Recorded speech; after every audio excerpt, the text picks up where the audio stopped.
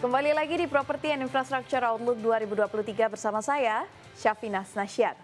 Pemirsa, seiring dengan perkembangan teknologi ekonomi digital Indonesia yang juga tumbuh pesat, bahkan gross merchandise value ekonomi digital Indonesia diproyeksikan akan meningkat 5 kali lipat pada 2030.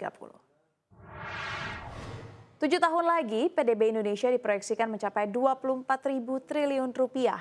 Sementara ekonomi digital Indonesia diproyeksikan menyumbang 18% dari PDB atau sekitar 4.531 triliun rupiah.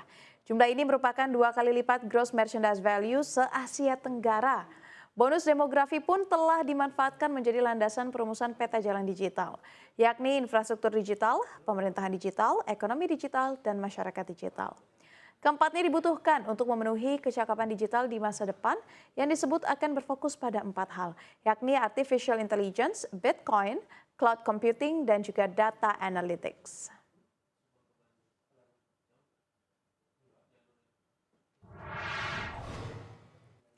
Seiring dengan perkembangan teknologi, ekonomi digital Indonesia yang tumbuh pesat, tentu dibutuhkan infrastruktur jaringan yang menunjang.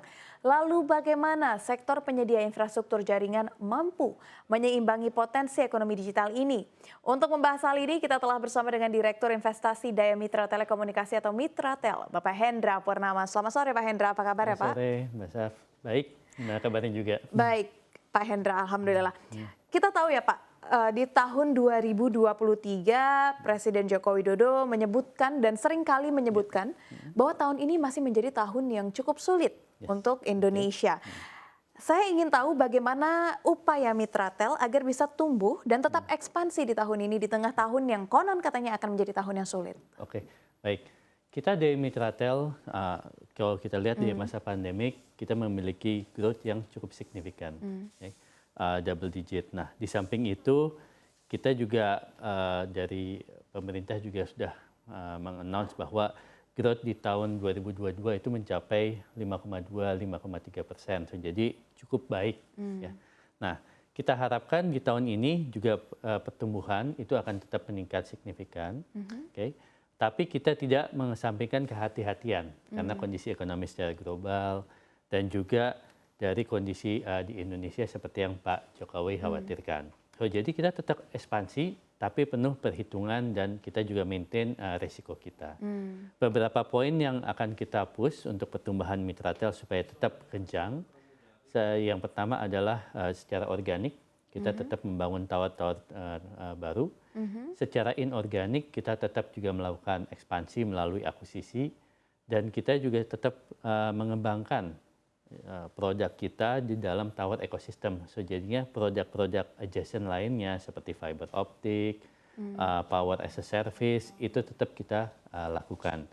Di samping dengan meningkatnya jumlah towernya Mitratel, efisiensi itu menjadi key point untuk meningkatkan bottom line atau EBITDA kita. Efisiensi dalam hal apa Pak? Dengan meningkatnya jumlah tower, kita efisiensi terutama kayak maintenance ya. Maintenance itu kita bisa melakukan penghematan lebih signifikan. Dari sisi IT, di mana kita melakukan pengembangan atau investasi dalam bentuk IT sehingga efisiensi terutama dalam cost untuk orang ataupun cost untuk maintenance itu dapat ditekan. Oke. Kalau boleh tahu Pak, sampai dengan saat ini tenancy ratio Mitratel ada berapa dan targetnya di tahun 2023 akan berkembang sampai berapa Pak? Jadi per September kemarin kita ada di sekitar 1,44. September 2022.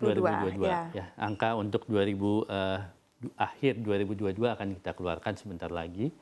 Nah, kita kedepannya kita memang memiliki target sampai tahun 2025 itu di 1,7. Nah, itu pun memang ada akuisisi yang kita targetkan. Nah, setiap akuisisi justru menurunkan tenancy ratio. Karena biasanya akuisisi itu dari mobile operator di mana tenancy ratio cuma 1. Tapi kita pun di tahun ini dan sampai 2025 akan terus bekerja sama dengan mobile operator untuk meningkatkan kolokasi kita. Ada jumlah spesifiknya Pak yang menjadi target di tahun 2023? Untuk tahun 2023 ini nanti kita sebenarnya to be honest kita baru bisa announce nanti tanggal 3 Maret ya. Oh, setelah rilis tadi itu ya Pak ya? Yes, Oke. betul. Kami juga ingin mengetahui minggu lalu Mitratel dan juga Indosat ini menandatangani CS CSPA, Iya, CSPA. penjualan dan juga sewa kembali Tower Indosat. Nah, apa aspek strategis dan juga bisnis dari akuisisi 997 Menara Indosat ini? Tapi Pak, sebelum dijawab, kita jeda terlebih dahulu ya Pak Oke, ya. siap. Pemirsa CNBC Indonesia jangan kemana-mana karena properti dan juga infrastruktur Outlook 2023 akan kembali usai jeda. Tetaplah bersama kami.